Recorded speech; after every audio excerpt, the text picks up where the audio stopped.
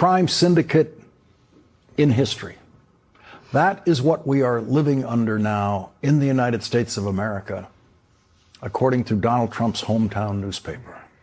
That is the single most important fact of life in America, and it is the force that must be overcome if the United States of America is to have a future as a democracy.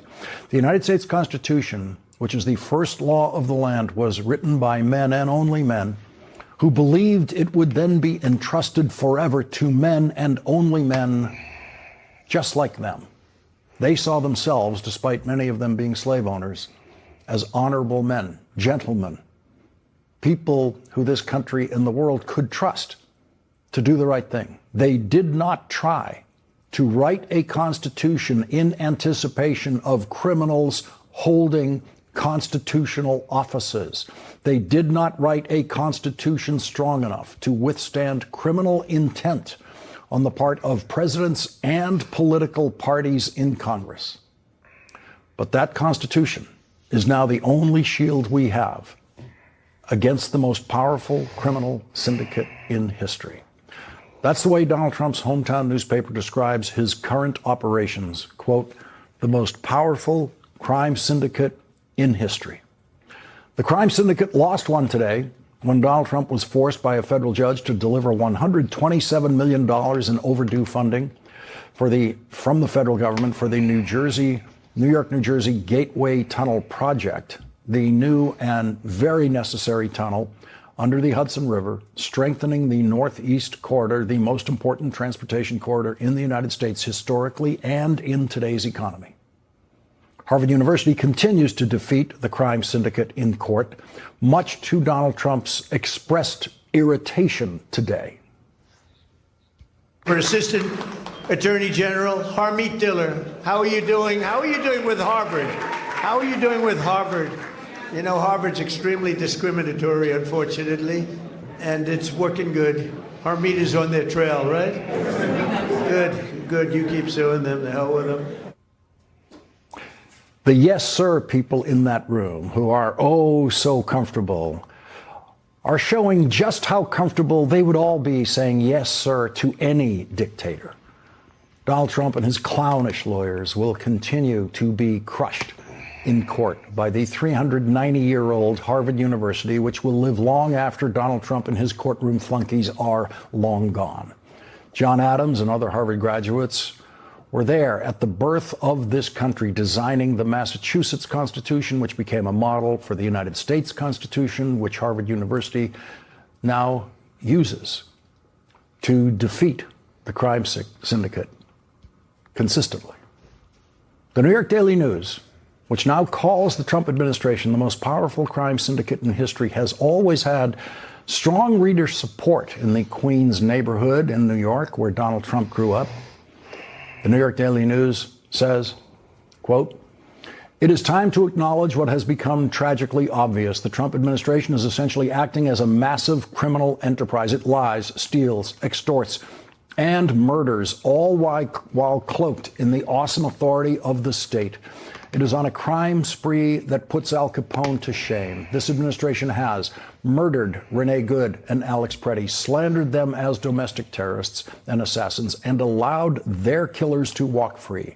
Unleashed thousands of minimally trained ICE agents recruited with explicitly white supremacist messaging to inflict terror on people of color.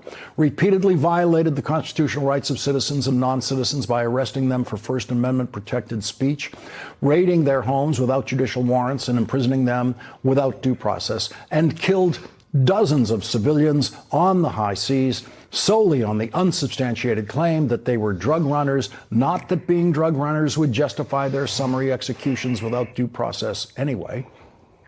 Released hundreds of imprisoned felons who brutally beat Capitol Police officers on January 6th. converted the once independent Department of Justice into an instrument of personal retribution via the prosecution of cooked-up lawsuits against the president's enemies, threatened to seize the territory of a sovereign nation, a NATO ally no less, and declared that legislators should be executed for reminding military personnel of their duty to disobey illegal orders. It is difficult to comprehend the level of state-sponsored criminality we are witnessing because our country has never experienced anything like it.